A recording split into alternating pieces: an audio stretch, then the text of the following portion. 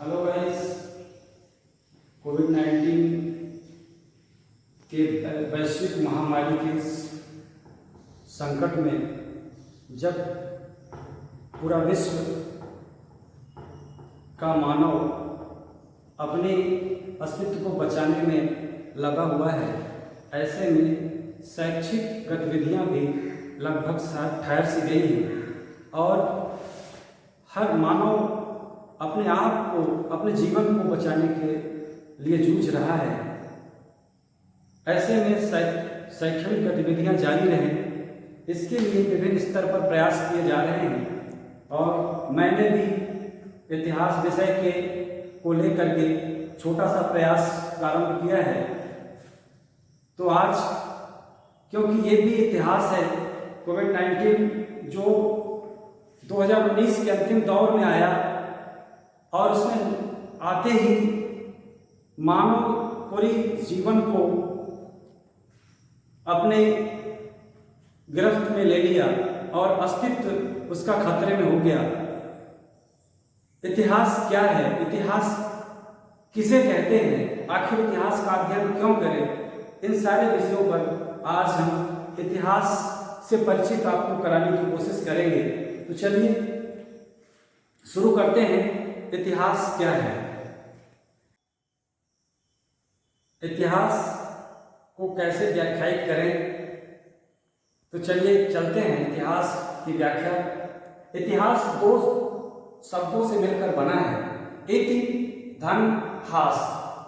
कुछ इतिहासकार इसे इति धन हा धन आस के रूप में भी व्याख्यायित करते हैं, जिनमें इति का अर्थ है ऐसा ही और हास का अर्थ है निश्चित रूप से, अर्थात निश्चित रूप से ऐसा ही हुआ था, उसे इतिहास कहते हैं।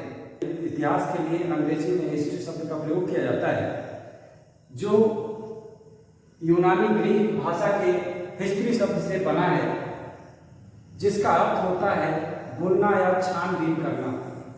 इस शब्द का प्रयोग सर्वप्रथम हेरोडोटस ने अपनी पुस्तक हिस्टोरिका में किया था।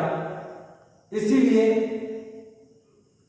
रोमन दार्शनिक सिसरो ने हेरोडोटस को इतिहास का पिता कहा है। इतिहास को विभिन्न इतिहासकारों ने अलग अलग परिभाषाएं दी हैं। इतिहास किसे कहते हैं? वैसे तो हम सब जानते हैं कि इतिहास क्या है, लेकिन यदि परिभाषित करने के लिए कह दिया जाए तो एक निश्चित खाके में किसी शब्द को परिभाषित करना बड़ा कठिन हो जाता है। जिस तरह से यदि कहा जाए कि वर्णमाला में कितने अक्षर होते हैं हिंदी में, तो बच्चे बड़ा परेशान हो जाते हैं कि आखिर में हिंदी की वर्णमाला में कितने होते हैं। लेकिन यदि ये पूछा जाए कि अंग्रेजी के अल्फाबेट में कितने लेटर होते हैं, बड़ी आसानी से बच्चे बता देते हैं 26। लेकिन हिंदी के वर्णमालाओं की संख्या कितनी है, ये बता पाना बड़ा कठिन हो जाता है।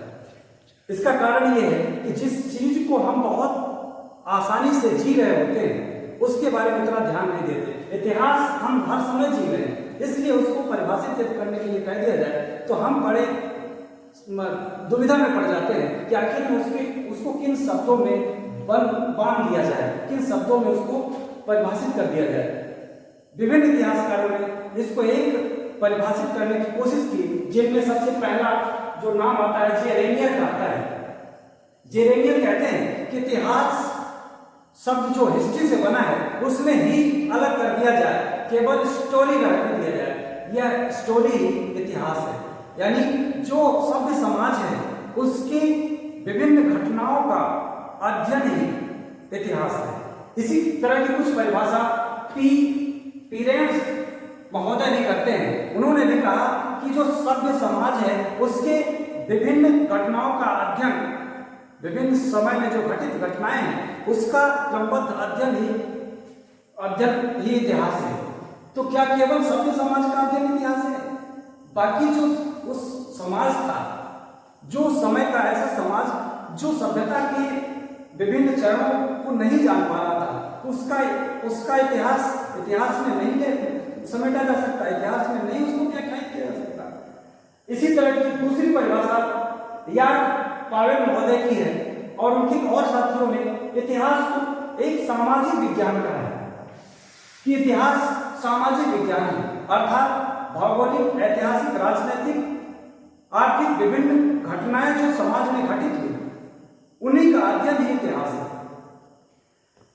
एक कदम आगे बढ़कर सन 1859 ईस्वी में ओरिजिन ऑफ स्पीसीज जो पुस्तक आई चार्ल्स डार्विन की, जिसमें यह साबित इतिहास को विज्ञान के समकक्ष में जाकर के खड़ा कर दिया, तब जेबी ब्यूरे नामक एक इतिहासकार हुए जिन्होंने इतिहास के बारे में एक नई परिभाषा कर दी। उन्होंने कहा कि इतिहास विज्ञान है, न इससे अधिक और न इससे कम, अर्थात इतिहास भी एक वैज्ञानिक विषय है। इतिहास विज्ञान है, इसको परिभाषित जेबी ब्यूरे ने किया। सन 1859 ईस्वी में चार्ल्स डार्विन की एक पुस्तक आई जिसका नाम था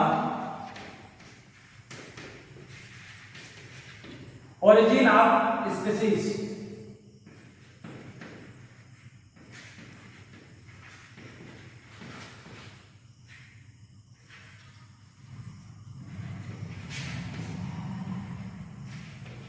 सन 1859 ईस्वी में चार्ल्स डार्विन की पुस्तक आई ओरिजिन ऑफ स्पीसीज, जिसमें इतिहास को भी उन्होंने विज्ञान की श्रेणी में ले जाकर खड़ा कर दिया, यानी इतिहास भी एक वैज्ञानिक विषय के रूप में अस्तित्व में आ गया।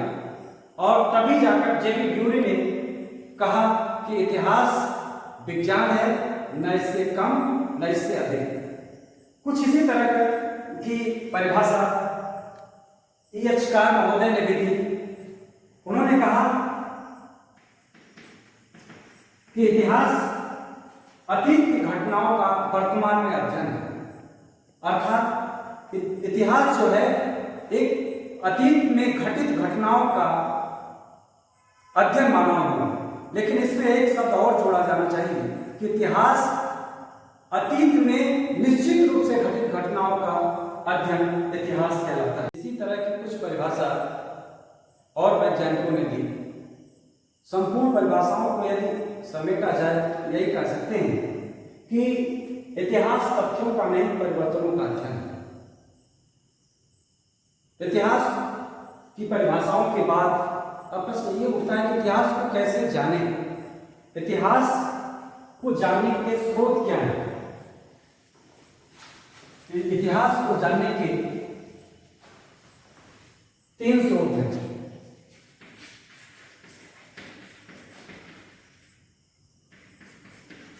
पहला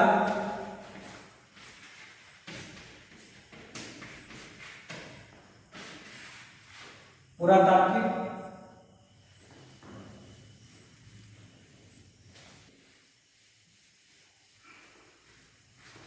इतिहास को कैसे जाने या इतिहास जानने के स्रोत क्या क्या हैं, इस पर एक विचार करें तो इतिहास जानने के 3 स्रोत हैं।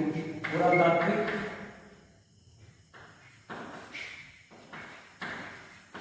स्रोत या साक्ष्य,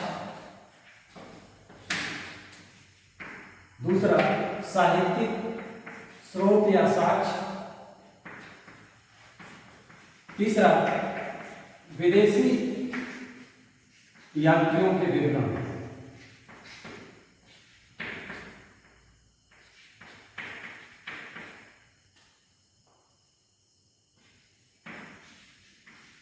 इन 3 आधारों पर हम इतिहास को जान सकते हैं। पुरातात्विक स्रोत अर्थात वे सारी पुरानी चीजें जिनमें स्मारक, अभिलेख, सिक्के,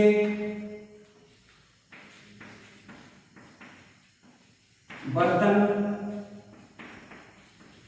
मूर्तियां इत्यादि,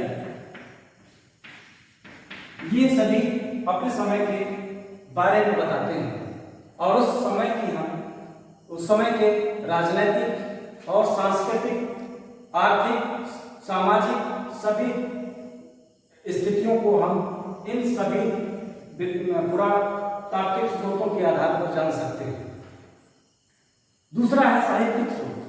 वे लिखित स्रोत जो विभिन्न समयों पर लिखे गए, उनसे हम उस समय के विभिन्न सामाजिक, आर्थिक, राजनीतिक, सांस्कृतिक जीवन के बारे में जान सकते हैं।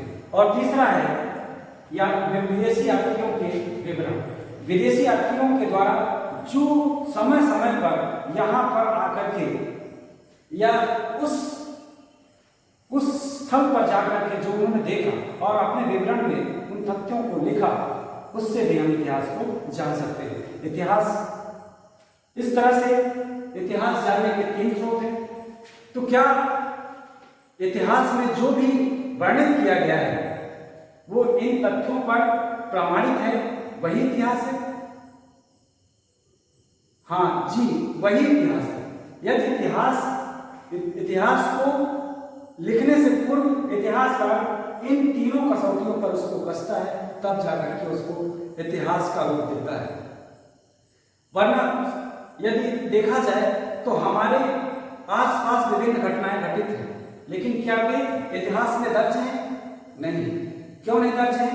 क्योंकि उनका स्रोत होने के बावजूद उस पर कोई लिखित साक्ष्य या पुरातात्विक साक्ष्य या विभिन्न यात्रियों के साक्ष्य उपलब्ध न होने के कारण उसको इतिहास में अंकित नहीं किया गया। यदि उन तथ्यों को इन कसौटियों पर उस घटना को भी कस करके, जांच करके, परख करके लिखा जाएगा, वो इतिहास का एक अंग होगा। तो इस तरह से इतिहास जानने के 3 स्रोत हैं। अब इतिहास को कितने भागों में बांटा जाता है, हम इस पर चर्चा करते हैं। तो इतिहास मुख्य रूप से 3 भागों में विभाजित किया गया है।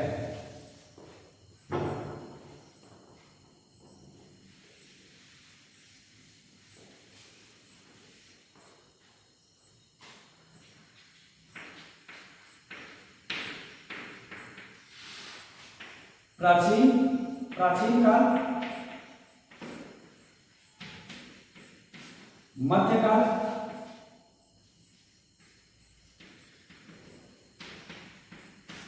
और आधुनिक काल।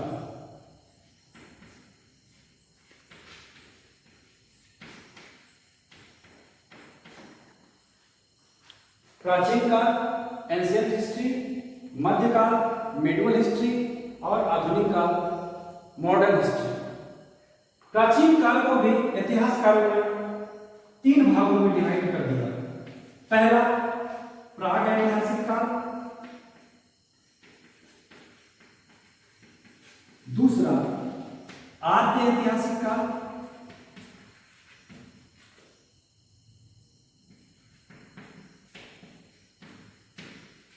और तीसरा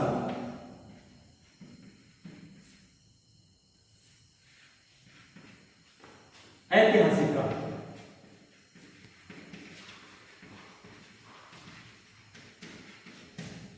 प्राचीन काल एंशिएंट हिस्ट्री, प्राग ऐतिहासिक जिसे प्री हिस्ट्री कहते हैं, आद्य ऐतिहासिक जिसे प्रोटो हिस्ट्री कहते हैं, और ऐतिहासिक जिसे हिस्टोरिकल एज कहते हैं। प्री हिस्ट्री वह इतिहास का वह काल है जिसमें लिखित साक्ष्य का अभाव है। प्रागैतिहासिक काल पूरी तरह से पुरातात्विक साक्ष्यों पर निर्भर है, इसीलिए प्रागैतिहासिक काल को इतिहास में पूर्व का काल कहते हैं।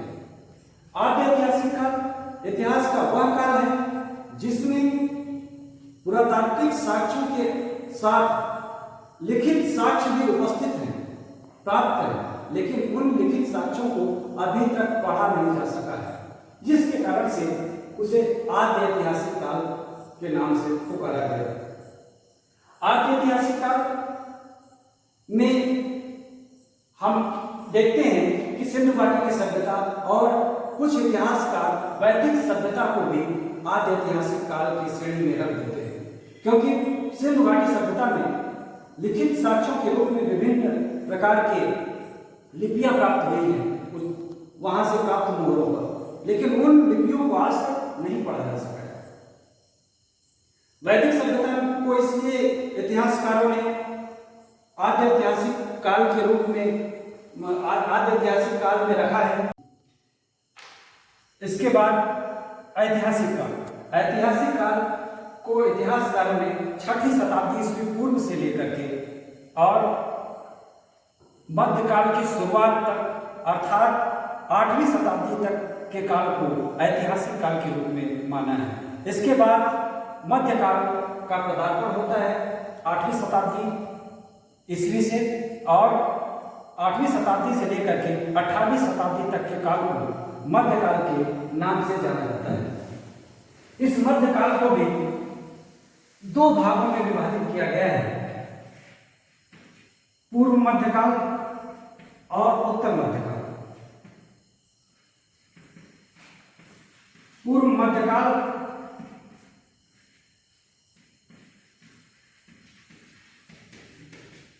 8वीं शताब्दी से लेकर के 12वीं शताब्दी तक,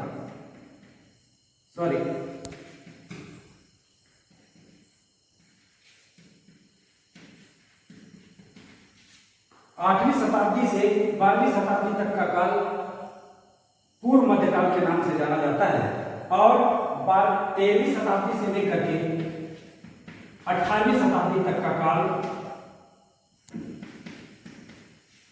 उत्तर मध्यकाल के नाम से जाना जाता है।